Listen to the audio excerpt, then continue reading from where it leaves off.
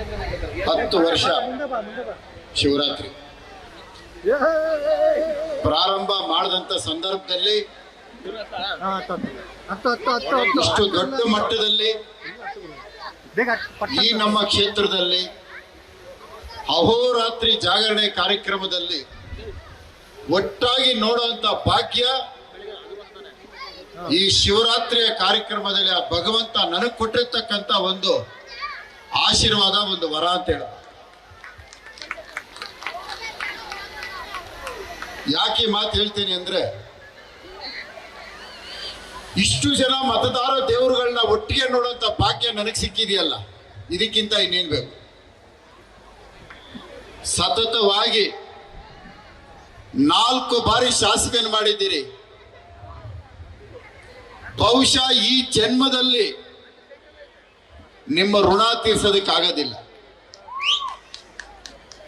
ಅಂತ ಒಂದು ಆಶೀರ್ವಾದ ನನಗೆ ಮಾಡಿ ವಿಧಾನಸೌಧ ಪ್ರವೇಶ ಮಾಡಂತ ಭಾಗ್ಯ ನೀವು ನನಗೆ ಕಲ್ಪಿಸ್ಕೊಟ್ಟಿದ್ದೀರಿ. ನನ್ನ ಕೊನೆಯ ಉಸಿರಿರೋವರೆಗೂ ಈ ಜನ್ಮದಲ್ಲಿ ನಿಮ್ಮ ಋಣ ತೀರ್ಸೋದಕ್ಕಾಗೋದಿಲ್ಲ.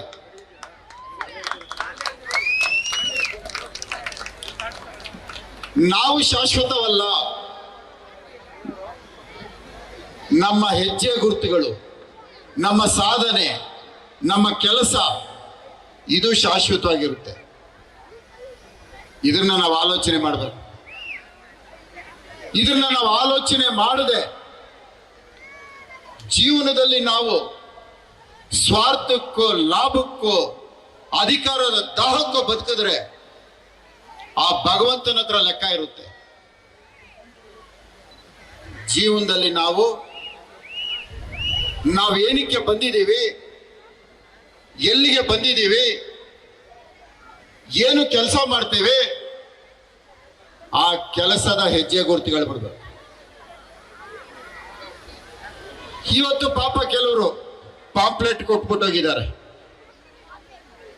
ಇದು ಇಲ್ಲೆಲ್ಲ ಕಡೆ ಹಂಚಿ ನಿನ್ನೆ ರಾತ್ರಿಯಿಂದ ಮನೆಗಳ ಗೋಡೆಗೆ ಅಂಟಿಸೋದು, ಪಾಂಪ್ಲೆಟ್ಗಳು ಬಿಸಾಕೋದು, ಮುನಿರತ್ನನ ಬಗ್ಗೆ ಎಲ್ಲಾನು ಈ ರೀತಿ ಮಾಡೋದು ಅಪಪ್ರಚಾರ.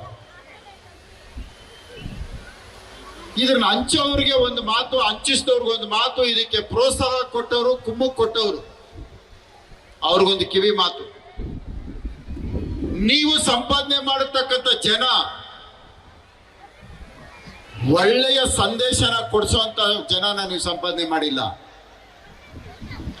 ಒಳ್ಳೆಯ ಸಂದೇಶ ಕೊಟ್ಟು ಸಾರ್ವಜನಿಕರಿಗೆ ಉಪಯೋಗ ಆಗೋಂತ ಕೆಲಸ ಮಾಡೋಂಥವ್ರನ್ನ ನೀವು ಸಂಪಾದನೆ ಮಾಡಿಲ್ಲ. ನಿಮ್ಮ ಬಗ್ಗೆ ಒಳ್ಳೆಯ ಮಾತು ಹೇಳಿ, ನಿಮ್ಮ ಹತ್ರ ಒಳ್ಳೆಯ ಮಾತು ಹೇಳಿ 4 ಜನಕ್ಕೆ ಉಪಯೋಗ ಬರುವಂತದ್ದು ಹೇಳಿಲ್ಲ. ಫ್ಲೆಕ್ಸಿನ ಅರಿಯವ್ರನ್ನ ಸಂಪಾದನೆ ಮಾಡ್ತಾ ಇದ್ದೀರಿ, ಫ್ಲೆಕ್ಸಿನ ಕಿತ್ತವ್ರನ್ನ ಸಂಪಾದನೆ ಮಾಡ್ತಾ ಇದ್ದೀರಿ, ಆದರೆ ಫ್ಲೆಕ್ಸಿನ ಕಟ್ಟವ್ರನ್ನ ಸಂಪಾದನೆ ಮಾಡಿಲ್ಲ ನೀವು. ಇದು ನಿಮ್ಮ ದುರಂತ. ನಾನು ಸಂಪಾದನೆ ಮಾಡೋದು ಫ್ಲೆಕ್ಸ್ ಕಟ್ಟವ್ರನ್ನ, ಮುನಿರತ್ನನ ಅಭಿವೃದ್ಧಿ ಕೆಲಸಗಳನ್ನ ಜನರಿಗೆ ತಲುಪಿಸುವಂತವ್ರನ್ನ ನಾನು ಸಂಪಾದನೆ ಮಾಡಿದ್ದೀನಿ. ಆದ್ರೆ ನೀವು ಮುನಿರತ್ನನಿಗೆ ಮೊಟ್ಟೆ ಹೊಡೆಯವ್ರನ್ನ ಸಂಪಾದನೆ ಮಾಡಿದ್ದೀರಿ, ಮುನಿರತ್ನನ ಮುಖಕ್ಕೆ ಮಸಿ ಬಳಿಯವ್ರನ್ನ ಸಂಪಾದನೆ ಮಾಡಿದ್ದೀರಿ, ಮುನಿರತ್ನನ ಮೇಲೆ ರೇಪ್ ಕೇಸ್ ಹಾಕೋವ್ರನ್ನ ಸಂಪಾದನೆ ಮಾಡಿದ್ದೀರಿ, ಮುನಿರತ್ನನಿಗೆ ದಾಳಿ ಮಾಡೋಂಥವ್ರನ್ನ ಸಂಪಾದನೆ ಮಾಡಿದ್ದೀರಿ. ಇದು ನಿಮಗೆ ಉಪಯೋಗ ಇಲ್ಲ. ಇದರಿಂದ ನಿಮ್ಗೆ ಒಳ್ಳೆ ಹೆಸರು ಬರಲ್ಲ.